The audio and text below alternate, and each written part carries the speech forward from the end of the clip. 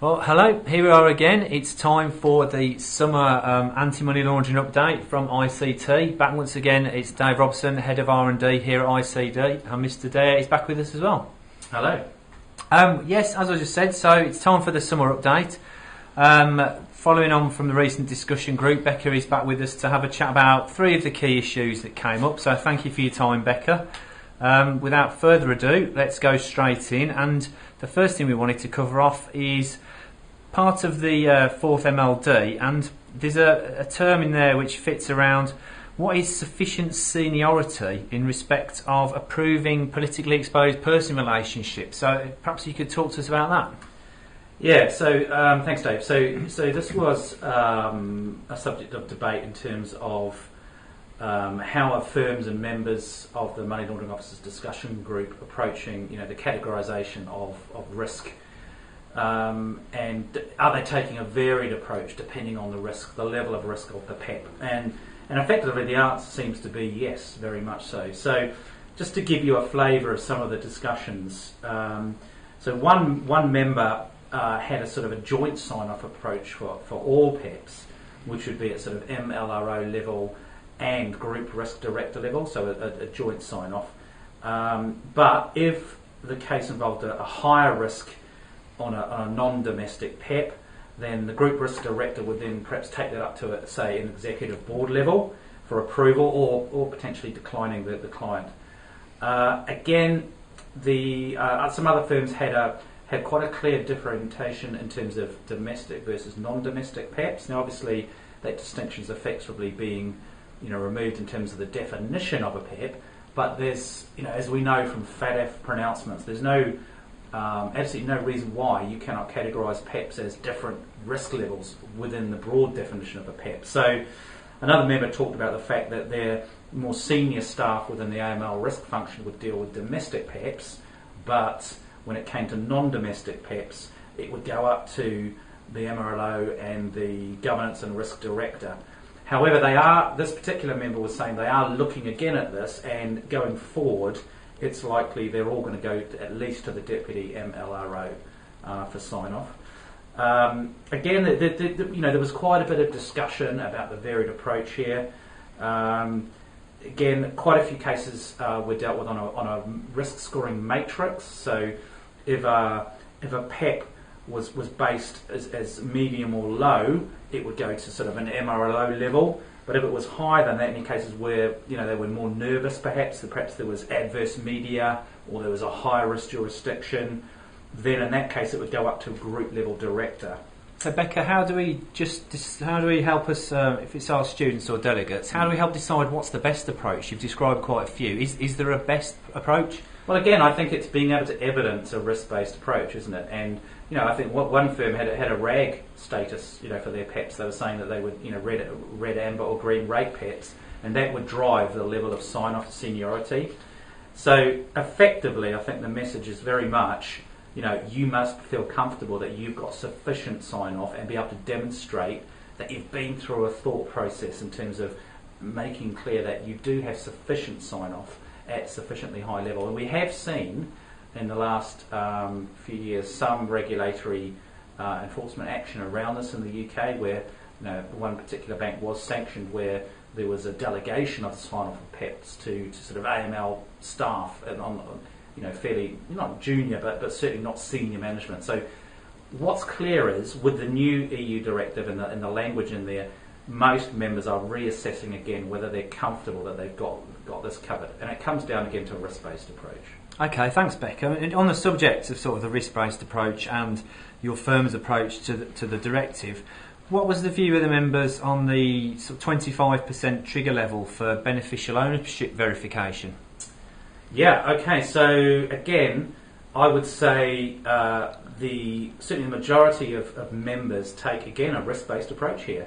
And, it's pretty common practice now, I would say, certainly with banks, and certainly Tier 1 banks, to bring in a tiered approach where 10% would typically be taken as a threshold for higher risk business relationships. So, but again, the members that we have in our discussion forum come from a range of industry sectors. So, and, one, for example, took the view that in the UK they would stick at 25%, but for other businesses linked to other jurisdictions, they would go perhaps lower to 10%. Again, there was one specific issue identified around Russian sanctions, where several banks were actively taking a lower threshold in relation to Russian sanctions, particularly in an attempt to identify attempts to spread ownership to sort of get under the threshold. Now, it was just mentioned in passing that Dow Jones have got a new category of sanctioned owned and majority and minority owned as well. And there's a bit of a discussion about that. People watching this may be interested as well in the links here with these new proposed national beneficial ownership registers. And once they're up and running, I believe, just looking at my notes, Article 30 talks about firms, obliged entities, like it's going to be regulated firms, shouldn't use these new registers as standalone CDD measures as evidence of beneficial ownerships. They're just meant to be another tool as part of your risk-based approach. And again, just for information for those watching from the UK, the Small Business and Enterprise Act 2015 has the UK provisions in it, which are in Part 7 of the Act, and they say again that firms should not rely on CDD. So again, a lot of members said that, look, it's a bit soon to know how we're going to approach this under these new beneficial ownership registers. It depends. One firm talked about if they were doing, corporate pension enrolment, they would treat that as higher risk. But if a UK company is taking out a bond, maybe a higher risk.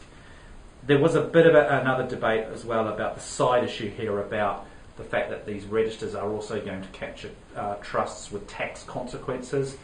And obviously there's a lot of people waiting with bated breath to see how the draftsmen are going to come up with through the consultation process that's going to go out to industry over the next couple of years as to how we're going to actually see the detail of that as well. So I guess the long and short of it then really, it shows the value of discussion groups and the fact that if you can find one and get along to one, or watch this video blog. If not, then there's plenty of information out there, and in a way it's up to you to find out what other people think and work on the best practice that applies for your firm and your business. Yeah, and again, at the risk of banging on like a broken record, again, it's going to come down to a risk-based approach, and the onus is very much on firms to demonstrate that when it comes to UBO and the criteria and the percentage thresholds, that you're comfortable with the risk and you're taking reasonable measures as well to actually understand the true ownership and control structures. So I think these percentage indicators, the way the legislation, the way the directive is drafted, they are indicators and they are sort of minimum standards. So your risk-based approach needs to be laid over the top of those. I think that's pretty clear. Okay, thanks, Pekka. Well, finally, just a quick one on a last subject, and again on the subject of risk. Vulnerable customers came up, I believe. So could you maybe just run us through who are vulnerable customers and why do they represent a specific risk on the AML side? Yes, well, I think there's obviously a wider financial crime issue here, Dave. And that was actually one of the subjects of debate here. A bit of difficulty in actually getting a consistent definition of what a vulnerable customer is. I mean, we do know that in the context of financial crime, particularly fraud, that fraudsters target vulnerable, and that could mean any combination of, I guess, vulnerability factors, if you like. Could be people who are elderly, people who have mental capacity issues, ranging perhaps down a spectrum. I mean, obviously there are some people who perhaps just have very perhaps minor learning disability, or potentially are right up to perhaps the more severe end of the spectrum. People who perhaps are actually just have no legal capacity themselves, and perhaps there's a power of attorney held or whatever. So the discussion, the question was really raised in the context of do members actually have specific policies to try and protect so-called vulnerable customers? And certainly, again, from a regulatory perspective, it's clear now that regulators are saying to firms, look, you must, when you're doing risk assessments, not just think about the risks for your firm, you must think about the risks of your customers. So your customers falling victim to financial crime. So just to see some of the answers, really, effectively one member spoke about this and said that, look, they treat each case differently because by definition, it's hard to come up with a consistent approach because every vulnerable customer will probably have different needs and different challenges and different support that they will require. But they have found several repeat victims, and we've seen this, haven't we, over the years with particularly, say, advanced fee fraudsters. You know, once they find a target, they will pass the names around. So certainly from the UK, this firm would speak and be in close liaison, particularly with the City of London Police here in the UK. But again, the message was, unless the victims, if you like, or the vulnerable customer makes a complaint, then generally the police aren't really able to get involved. Another really interesting point was one member puts in a specific code in their SARS on a vulnerable customers, and then it will be fast-tracked. So here in the UK we have a glossary of terms that the NCA want us to use, and the specific code is being mentioned. And this code that referred to vulnerable customers was actually specifically highlighted in the National Crime Agency's annual report here in the UK. One member said they'd seen quite a lot of this in terms of equity release products, and they referred it to a special investigations team. And actually they said they had quite a bit of success in preventing fraud, customers being contacted quickly by law enforcement agencies, and actually had seen some successful prosecutions as well. There was a couple of firms who mentioned they do have a dedicated policy on vulnerable customers, and they were doing a lot with local councils.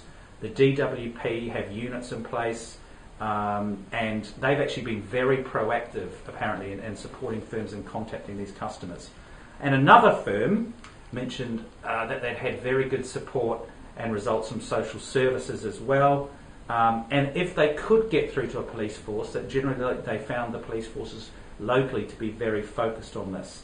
And again, another firm used the SAR process, the SAR route, and they said that this had actually resulted in police contact with customers that were vulnerable. So, yeah, so it seems that there is a lot of work going on this in firms. Well, I mean, that's great to see, isn't it? Because more often than not these days we see large financial institutions in the press for the wrong reasons. So we've talked about mitigating risk today, and it's not all about risk for the firm, it's about the risk for the customers as well. So there's some customer centricity going on, which, you know, is a positive step for all involved, I think. Well, we're going to leave it there for today. So Becca, as ever, thank you very much for your time, and we will see you for the autumn update in a few months. You're welcome. Thanks, Thank you. Becca. Bye. Take care. Cheers.